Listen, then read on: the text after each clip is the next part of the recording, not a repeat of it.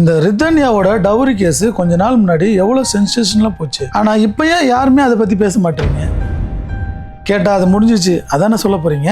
நிறைய இடத்துல தப்பு, அதாவது குற்றம் தெரிஞ்சு கூட இந்த ட்ரெடிஷ்னலை காரணம் காமிச்சிட்டு கொடுக்கறதும் வாங்குறதும் தப்பு தானே. இந்தியாவில் டவுரி ப்ரொவிஷன் 1961 ஆக்ட் படி பணம், ப்ராப்பர்ட்டி, கார் அப்படின்னு எதை டிமாண்ட் பண்ணி வாங்கினாலும் 3 வருஷம் ஜெயிலு கன்ஃபார்ம் பண்ணுறது உங்களுக்கு தெரியுமா? என் பொண்ணுக்கு இவ்வளோ போட்டு கட்டி கொடுத்தேன், அவ்வளோ போட்டு கட்டி கொடுத்தேன்னு சொல்லி பெருமையாக பேசுகிறவங்கள எத்தனையோ பேர் பார்த்துருப்பீங்க. ரியாலிட்டி என்னன்னா அவங்களோட பொண்ணை ஒரு ஆப்ஜெக்ட் மாதிரி எடை போட்டு வித்துடுறாங்க. இது ஒரு மறுக்கப்படாத உண்மை. இந்த டவுரின்றது வாங்குறதும் தப்பு, கொடுக்கறதும் தப்பு, அதை விட கேட்கறதும் தப்பு. ஆனா இன்னும் வெளியே தெரியாத எத்தனை பெண்கள் கஷ்டப்படுறாங்கன்னு இன்னும் தெரியல. யாராவது இந்த வரதட்சணைன்னு கேட்டு உங்களை தொந்தரவு பண்ணா தயவு செஞ்சு நோன்னு சொல்லி பழகுங்க. ஏன்னா நீங்க உங்க குழந்தைய கல்யாணம் பண்ணி தரீங்களே தவிர விற்கலன்றதை மறந்துடாதீங்க. No reason, no explanation, just no.